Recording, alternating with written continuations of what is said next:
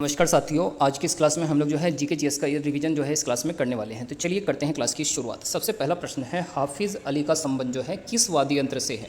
तो इनका संबंध जो है सरोद वाद्य यंत्र से।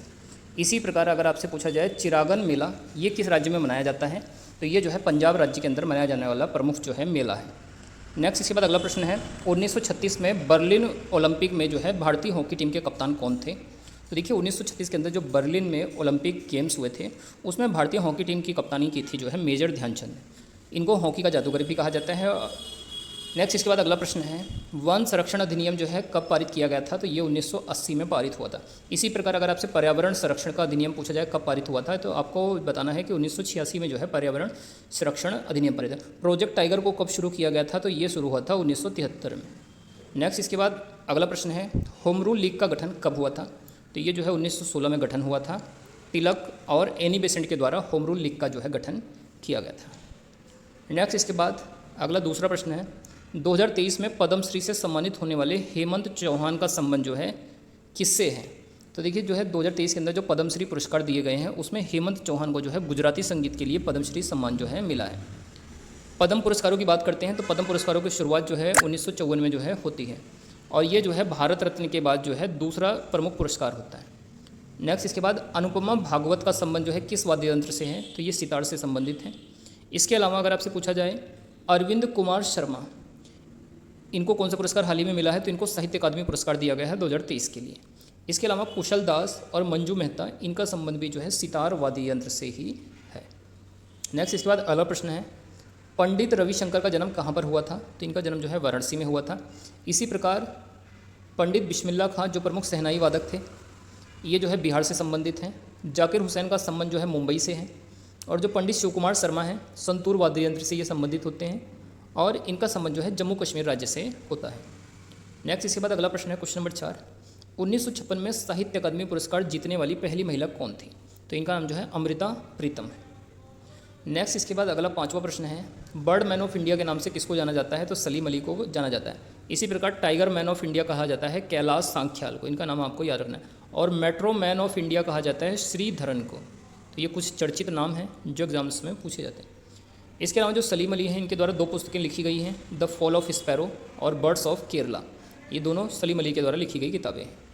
इसके बाद अगला प्रश्न है, what went wrong and why, ये पुस्तक जो है किसने लिखी है? तो ये भारत की पहली महिला IPS किरण बेदी के द्वारा लिखी गई है, what went wrong and Y.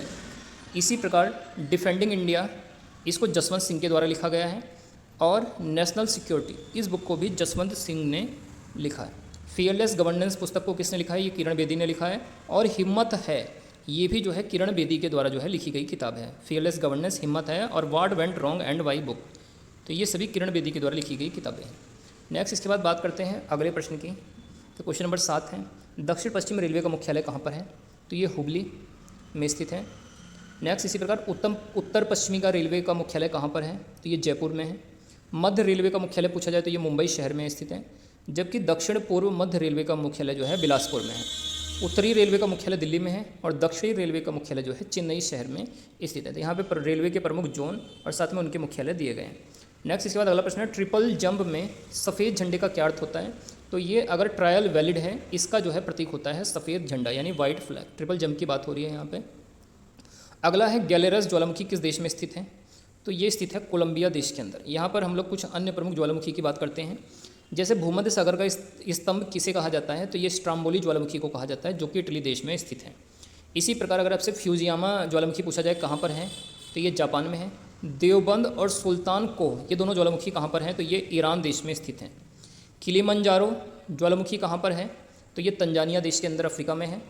Ojas del सेलाडो ज्वालामुखी कहाँ पर है? दक्षिण अमेरिका के अंदर अर्जेंटीना देश में जो है ओजस डेल सेलाडो ज्वालामुखी है और ये सबसे ऊंचा ज्वालामुखी के अंतर्गत आता है। इसी प्रकार कोटापेक्सी ज्वालामुखी कहाँ पर है? ये इक्वाडोर में स्थित है।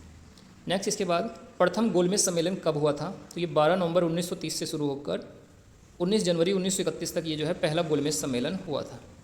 इसी प्रकार अगर आपसे पूछा जाए दूसरा गोलमेज सम्मेलन कब हुआ था? 7 सितंबर 1931 से लेकर 1 दिसंबर 1931 तक। और तीसरा जो गोलमेज सम्मेलन होता है 17 नवंबर 1932 से लेकर 24 दिसंबर 1932 तक तीसरा गोलमेज सम्मेलन होता है।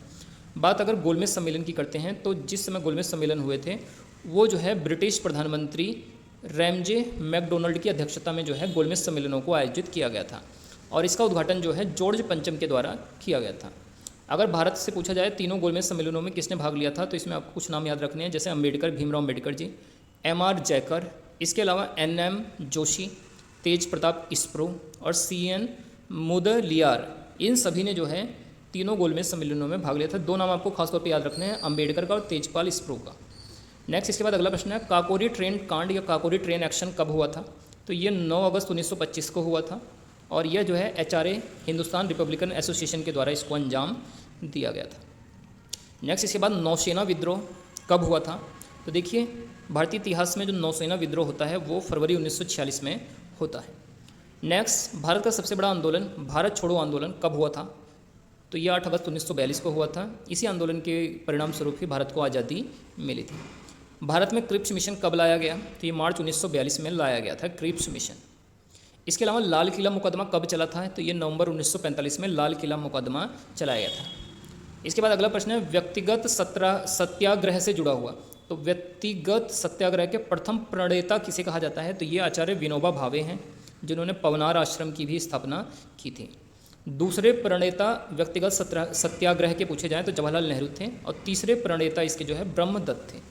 तो दोस्तों ये हमारी आज की इंपॉर्टेंट क्लास थी। आप लोगों की क्लास कैसी लगी है कमेंट करके जरूर बताइए। बाकी वीडियो अच्छी लगे तो वीडियो को लाइक करें, शेयर करें और इस चैनल पर नए हैं तो इसको सब्सक्राइब करें।